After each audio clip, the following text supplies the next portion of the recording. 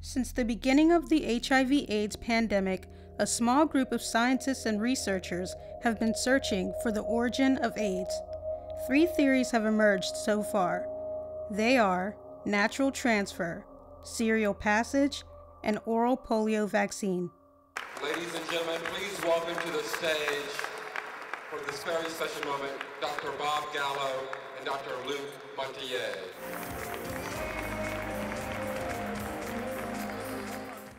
So where did HIV come from? Dr. Robert Gallo explained the natural transfer theory at the 2006 United States Conference on AIDS.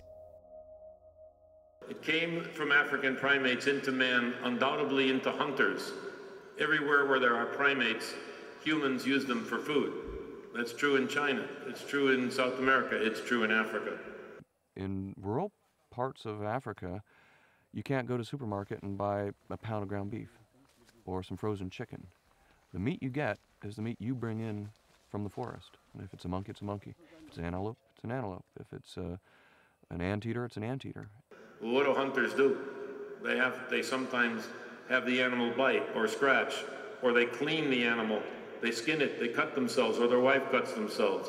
I suspect that happened over and over and over again in African forests, because it's some of the primates of Africa, but not of Asia or South America, that carry viruses like HIV that became the forerunner of HIV. The so-called forerunners of HIV are a group of viruses found in African monkeys and chimpanzees. Those viruses are called SIV, Simian Immunodeficiency Virus. By comparing DNA, Dr. Beatrice Hahn and other scientists found that HIV-1 is related to an SIV virus in one group of Central African chimpanzees. In its rush to link SIV and human beings, the Western press wrongly reported a rumor that was damaging and untrue, and to Africans, it was racist. Some journalist somehow published something, or somehow it got linked up that, oh, Africans are out there having sex with monkeys.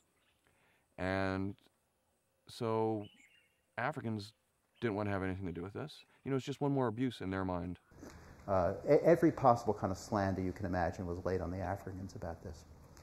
And no one had a satisfactory explanation of where AIDS had come from, actually. Dr. Preston Marks, the chairman of microbiology at Tulane University, made a key observation that people often keep monkeys as pets in Africa. When I saw the children playing with the monkey in the yard, it was like, there it is. There's the interaction. And I don't think anybody in America knew that, and no scientist knew it. I documented that interaction, showed that interaction and the potential, because monkeys are exotic to American scientists and even European. It's an exotic situation. Well, look, folks, it isn't exotic here. The monkey is tied to the tree in the front yard, and the children are playing with it the way we play with our cats and dogs. Dr. Marks is one of the scientists who documented that HIV-2 is genetically related to a strain of SIV found in West African city mangabeys.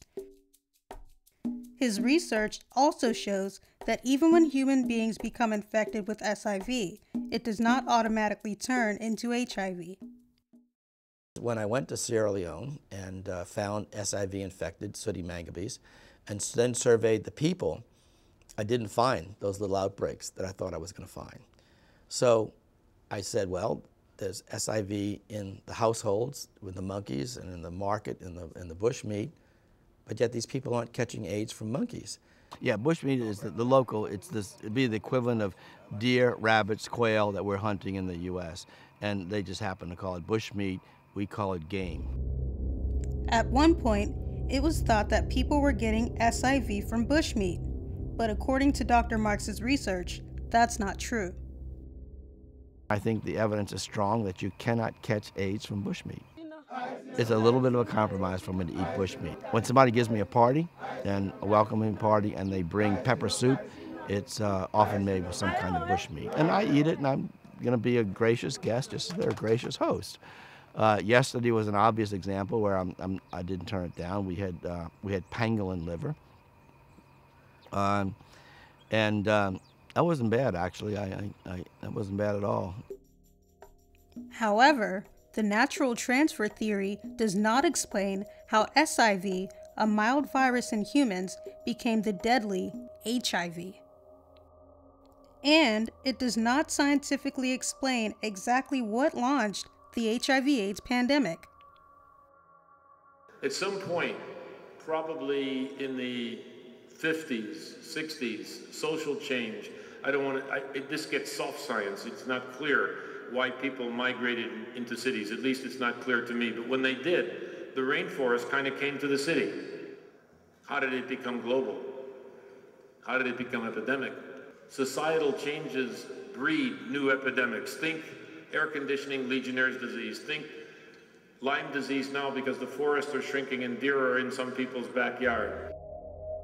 In 2008, Dr. Luc Montagnier and Dr. Françoise Barré-Sinoussi won a Nobel Prize for discovering HIV. Dr. Montagnier sees a flaw in the natural transfer theory. I have some reservation for this because we know that some African tribes, like the pygmies, they are hunting the chimpanzee for a long time and not getting infected. So I think the origin of HIV-1 is still not completely solved, but it's clear that this virus was in Africa for some time, and this does not explain the epidemic right now.